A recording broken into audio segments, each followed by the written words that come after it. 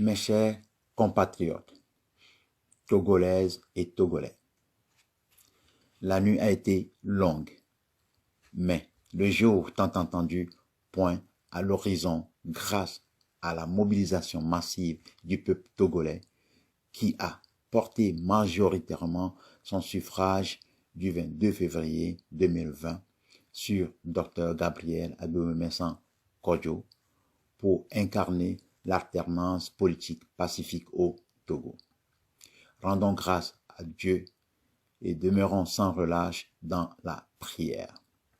Je voudrais de tout cœur vous remercier pour la confiance faite au docteur Gabriel Agbeumessan Kodjo, notre nouveau président de la République, et que je remercie de tout cœur de m'avoir porté sa confiance sur ma modeste personne en me nommant Premier ministre, chef du gouvernement de la République togolaise. C'est avec gravité et humilité que j'ai accepté ma nomination dans la pleine conscience des défis de taille qui sont devant nous.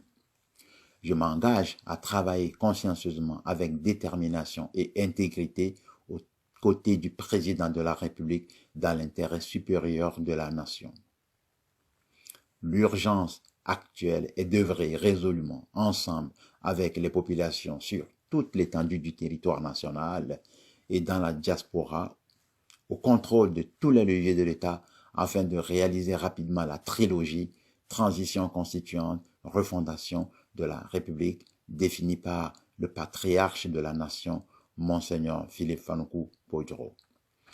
Permettez-moi de remercier vivement Monseigneur Philippe Fanuku Podjoro pour l'immense travail qu'il abat et les sacrifices qu'il a fait en vue de la libération nationale. Son nom restera à jamais gravé dans nos cœurs et ceux des générations à venir. Qu'il soit rassuré de notre entière disponibilité. La mission qui est devant nous requiert la mutualisation des énergies de la nation tout entière. C'est pourquoi j'en appelle à tous les leaders de l'opposition et de la société civile, aux leaders religieux et à tous les chefs traditionnels pour se joindre à son Excellence, Monsieur le Président de la République togolaise, Dr Gabriel Agbeumessan Kodjo, et à moi-même, afin qu'ensemble, main dans la main, nous brisions les vestiges de la dictature déshumanisante sur la terre de nos aïeux.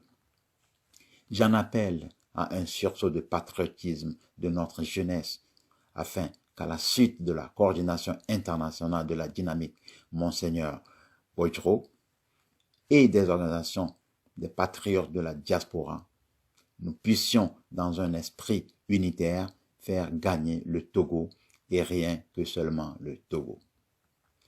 De tout cœur, je remercie la communauté internationale, particulièrement les États-Unis d'Amérique, pour leur posture ferme en faveur de la vérité des urnes et de la démocratie au Togo.